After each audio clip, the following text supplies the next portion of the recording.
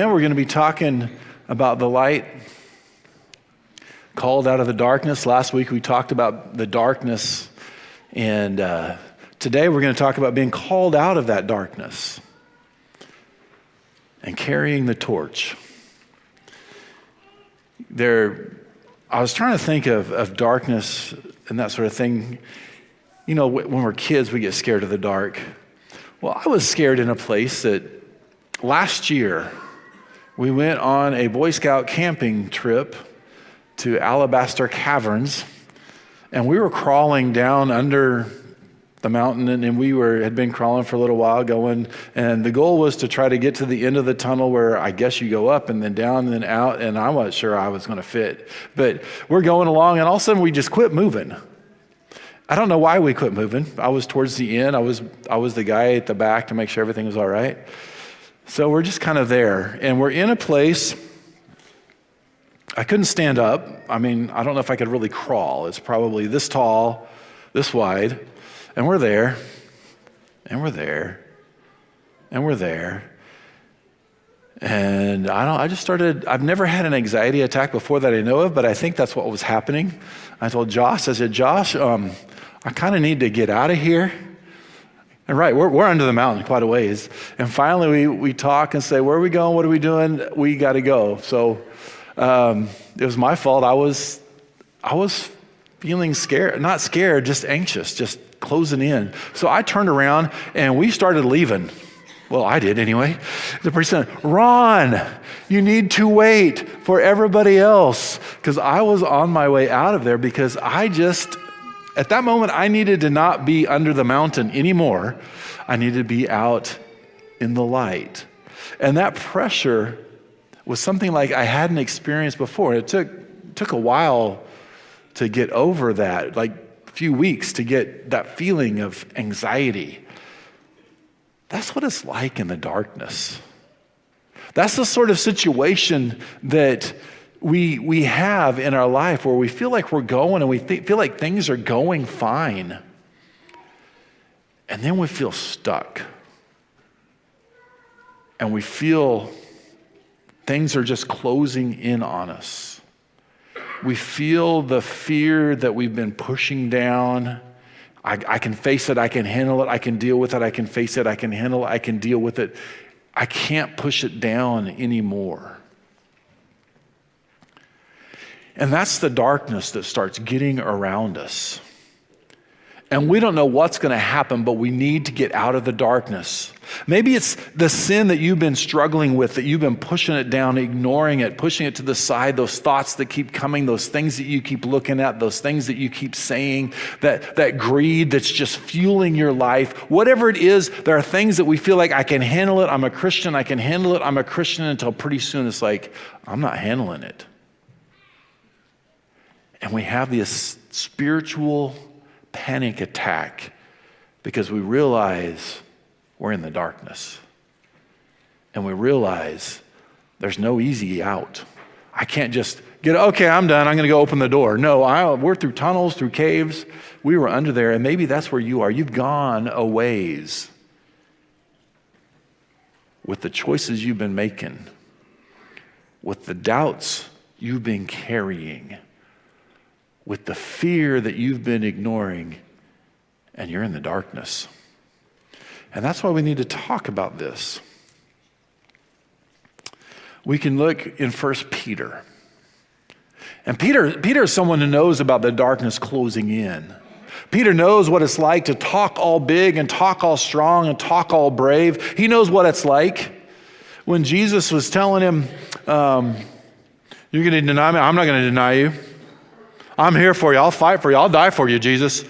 You're my best friend. You're my Lord. You're the King. You're all that. Peter talked big. And Jesus said, Peter, before this night is done, you're going to deny 3 times that you even know me. Me? No. I've got it figured out. I'm the greatest apostle. They'll argue with you, but I know I am. I mean, he didn't say, we don't have that in words, but we know they argued about who is the greatest. We know that he was so certain that he was special, and he was, but he's also so certain that he was stronger than he was. And then that night, the pressure was on. Jesus was in the garden praying.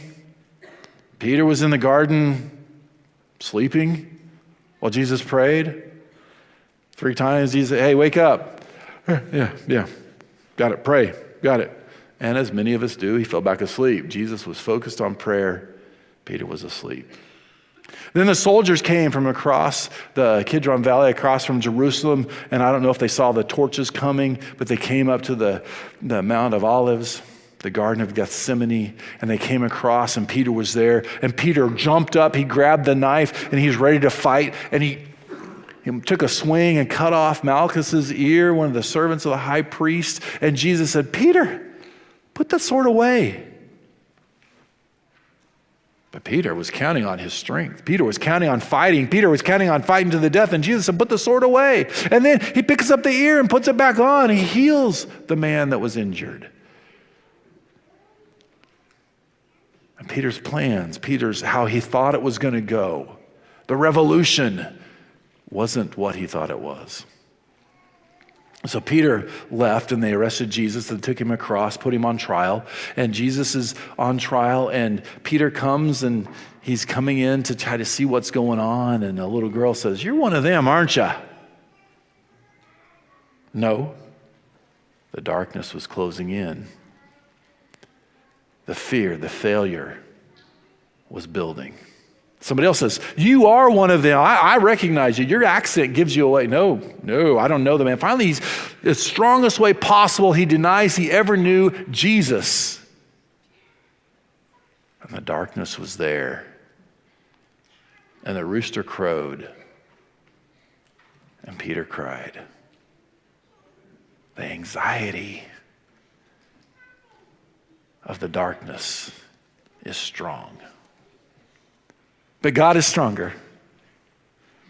If we look in 1 Peter chapter 2, and here's a verse that Bradley a couple weeks ago talked about the royal priesthood, and we're going to talk about that. It says, you are a chosen race, a royal priesthood, a holy nation, a people for God's own possession, that you may proclaim the excellencies of him who called you out of darkness into his marvelous light. Once you were not a people, but now you are God's people. Once you had not received mercy, but now you have received mercy. You've been called out of the darkness to talk about the one who called you, the excellencies of him who called you out of the darkness. And so we have not only this hope that we have, that we can be, there is a chance to get out of the darkness. There's a way out, a way to get back into the light. Paul said it, if we look in Colossians, Paul talked about us being, in Colossians chapter 1, it's in this beautiful prayer that Paul is writing. He prays that we be strengthened with all power. This is verse 11, Colossians 1, verse 11. Being strengthened with all power according to his glorious might, for all endurance and patience with joy. Giving thanks to the Father who has qualified you to share in the inheritance of the saints in light. He's delivered us from the domain of darkness and transferred us into the kingdom of his beloved Son, in whom we have redemption, the forgiveness of sins. There is hope. There's help. There's that time when the anxiety is there, the worries are there, the fears are there. We know that God says, I can get you out. I can get you healed. I can get your mind redirected. I can get your life refocused, but you got to answer the call to come out of the darkness. You've got to listen when it's time to go. You've got to know when it's time to get back into the light. And Peter had the moment when that rooster crowed to recognize he'd gone into the darkness. And he had to get away. Just like I was in that cave, and there was a moment where I realized I have got to get out of here. So we're called out of the darkness. God says, here I am, come to me, come to the light. He has transferred us from the kingdom of darkness into the kingdom of his beloved Son. We are a chosen people, a royal priesthood, a holy nation, a people belonging to God, so that we can declare the praises of him who called us out of darkness into the light. You were once not a people, now you are the people of God. Who are you in this world? And let's look at that list, the thing he said,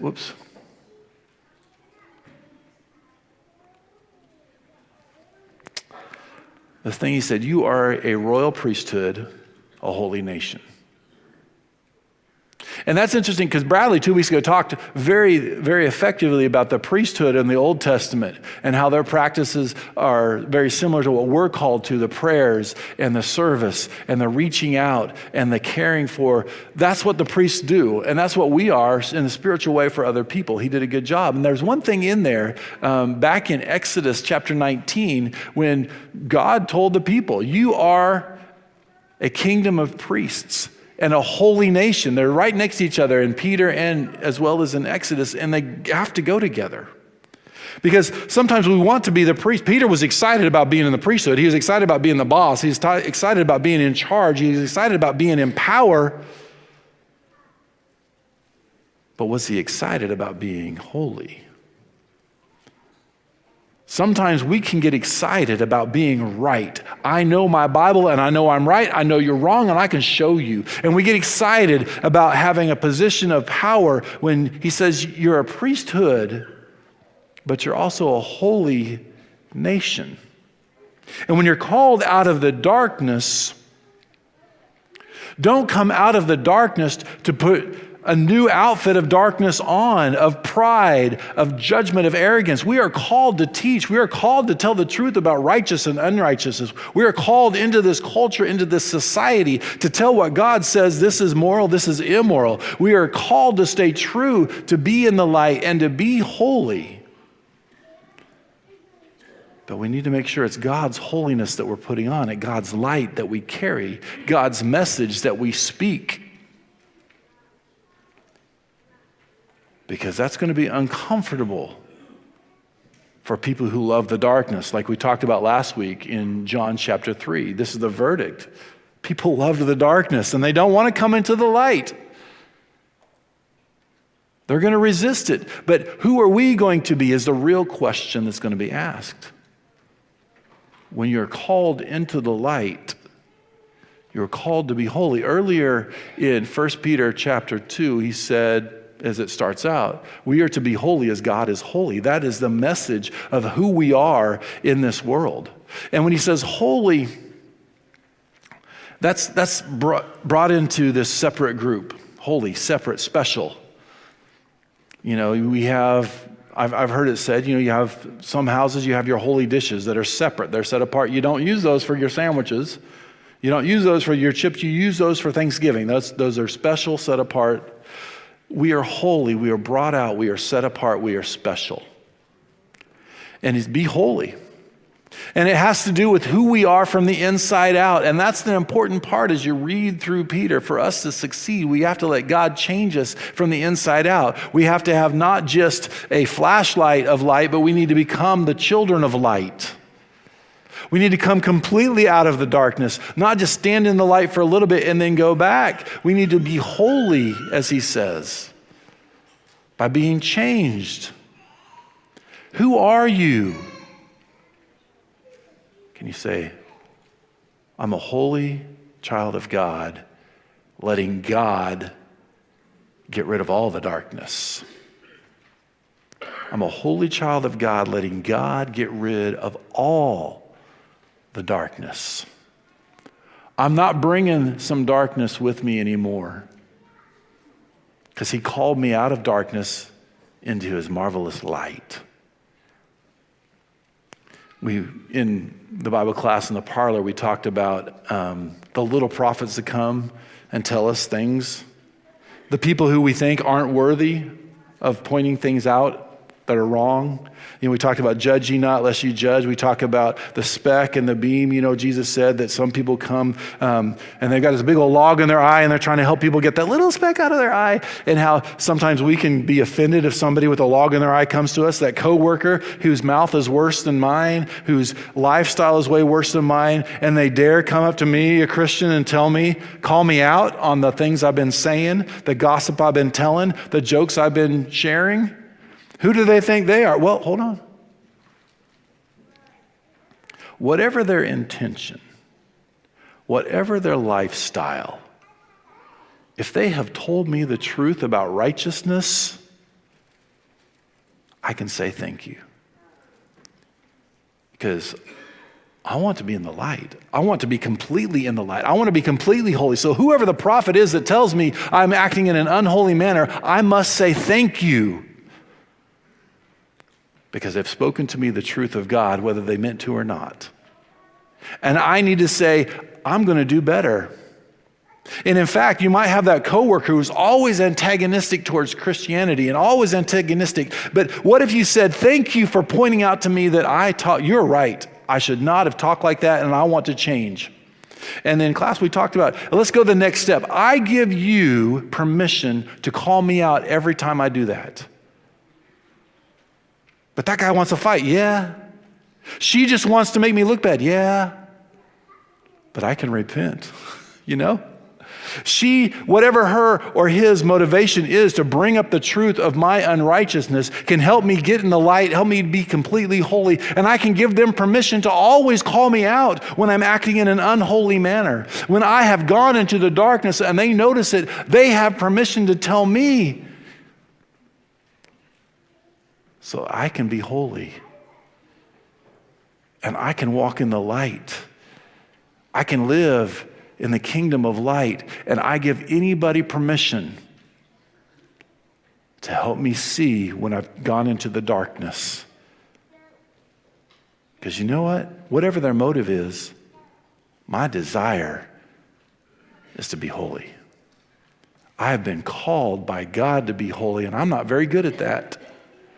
I get distracted by sinful things, by sinful thoughts, by sinful actions. I get caught up in the gossip and the anger and the bitterness and the slander. I get stirred up, and then all of a sudden, I am not in the light anymore. I've gone back to the darkness, and somebody points it out to me. I want to say, thank you. You have permission to call me out anytime. Because my goal isn't to be better than you. My goal is to be holy, so I can be a help to you. What kind of dynamics will change if that person, that antagonistic person, whether it's a family member or a coworker, if you tell them they have permission to call you out anytime on unholiness, because you're right, that was wrong. As we talked about in class, whoever the prophet is that tells me that I'm doing wrong, I need to tell him thank you. Then I need to repent. Because I need to be holy. Whether it's God telling Israel, you are a kingdom of priests and a holy nation, that has to go together. You cannot be an effective priest for God if you're not holy. And that's the complaint we go through the prophets and they read about. You guys are supposed to be this light in the world, but you're not, because you are greedy yourselves. You take advantage of people and you turn everything about you instead of about God. Over and over in the prophets, the thing is, people kept drifting back into the darkness and they got mad if somebody called them out on it. But I tell you, church, we are to be excited when somebody points out an opportunity to be holy. And we can tell them thank you.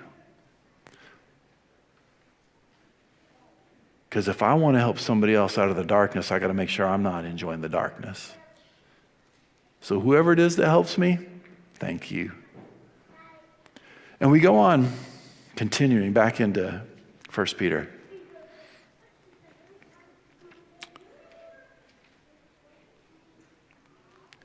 We got to remember that others are watching and they can be helped or hurt based on my choice of staying in the light. If we look in 1 Peter chapter 2, we talked about you are the people that's great, we've received mercy. Then in verse 11, 1 Peter 2 and verse 11, beloved, I urge you as sojourners, as exiles, to abstain from the passions of the flesh, which wage war against your soul, keeping your conduct among the Gentiles honorable, so that when they speak against you as evildoers, they may see your good deeds and glorify God on the day of visitation. It's not just about you getting to heaven. It's about you representing God on earth, in the light, in the holiness, because we are called out of darkness so that we can carry the torch and say, here is the way out. That's one of the things when Josh called me, I was crawling through that cave, I was making good time. He goes, wait. So I stopped in a cavern. There was a cavern until everybody caught up, and I was still nervous. So I was singing Amazing Grace and How Great Thou Art, just songs, and the kids were coming in, and there were other kids that may have gotten nervous. I hope I didn't cause it, but maybe I did, but they were calming down because I was one of the leaders, right? And I couldn't just leave those kids behind. I had somebody help me remember to stop and wait for the rest. Because it's not just about me getting out of that cave. It's about all of the group making it out of the cave safely. It's not just about me getting to heaven. That's not what my life's about. My life is about being a priest of God on this earth, shining the light for others to see, and remembering to go to others to make sure they can see the light. And if you read 1 Peter, this theme is woven in and out of these pages because it starts off, you're strangers and exiles, but you're selected by God, chosen by God. And you're going through the struggle. Here he says, live such good lives they might see your good deeds and glorify God when he visits. In chapter 3, we read, Jesus came and he suffered so that he might bring you to God. See, the goal and the purpose of all this life is to bring others along, shine the light for others, and remember, we are called to be the light to others, to help others out of the darkness. And that's what he keeps saying, wives, if you have an unbelieving husband, live with him so that he can see godliness in you. He might be won over. So in the different relationships, live so that it matters, so others can come out of the darkness too. And finally, as he ends this letter, there's something that really we need to remember, that we just need to sometimes hang on. Because that anxiety is great. It's pushing in. And in fact, in our lives, the sin that we have, the frustration, the doubt, the despair, the depression, all those things, you know what's going on? If we look in 1 Peter chapter 5, flip over to chapter 5. In verse 6, he says, humble yourselves under the mighty hand of God, so that at the proper time he may exalt you, lift you up, casting all your anxiety on him, because he cares for you. Be sober-minded, be alert. Your adversary, your enemy, the devil, prowls around like a roaring lion seeking someone to devour. Oh, that's what's going on. Resist him, firm in your faith, knowing that the same kinds of sufferings are being experienced by your brotherhood throughout the world. And after you've suffered a little while, the God of all grace, who has called you to his eternal glory in Christ, will himself restore, confirm, strengthen, and establish you. See, the end of the story is there. He says, I'm going to get you out. I'm going to lift you up. Make sure you're bringing people with you, but hang on. Hang on. The anxiety that you feel, the fear that you have, the depression that's getting you, it's people in this room are all experiencing that. But God's going to lift you up again. Don't quit on God, because God doesn't quit on you. Don't give up on God, because God has not given up on you, but he's called you out of the darkness to remember others are in the darkness right now. So hang on. Carry the torch. Is there someone that you know, maybe you're really frustrated with them because of the choices they're making? but they need the light. But maybe you've been compromising with the darkness. You haven't become holy. You haven't let God wash you and cleanse you. You haven't let him take over your life. You're still struggling with God about your very choices, about the darkness within, and you haven't let him take it. You haven't let him wash away those sins. You haven't let him have control of those sins. You're still kind of wrestling with him. And you need today to say, I want to be the light. I want to be holy, but I've got to let go of some stuff. I've got to give up the darkness. And you need today to give somebody permission to turn on the light and point to your darkness. And you need today to give God permission to let you come in the light. He's calling you into the light, but you haven't come yet. Maybe it's you, maybe it's somebody around you that you know that you need to pray for. You need to reach out to with the light because they're stuck in darkness. That's our mission. Maybe today, in chapter 3, after Jesus, it says Jesus suffered for us that he might bring us to God, and then he died. And it talks about baptism. He says, just like Noah was saved in those days where God's patience waited, baptism now saves you. The water saves you. Not the removal of dirt from the body, but the answer of a clean conscience towards God. It saves you by the resurrection of Jesus Christ. The power is there in God, but he invites us to participate. Maybe you haven't done that, and you need to say, I need to participate and be baptized in the name of Jesus. Or maybe I just need to call on God to help me get rid of the darkness. Whatever you need. If you need to come down here and ask for prayers or to be baptized, let us know when we stand and we sing this next song.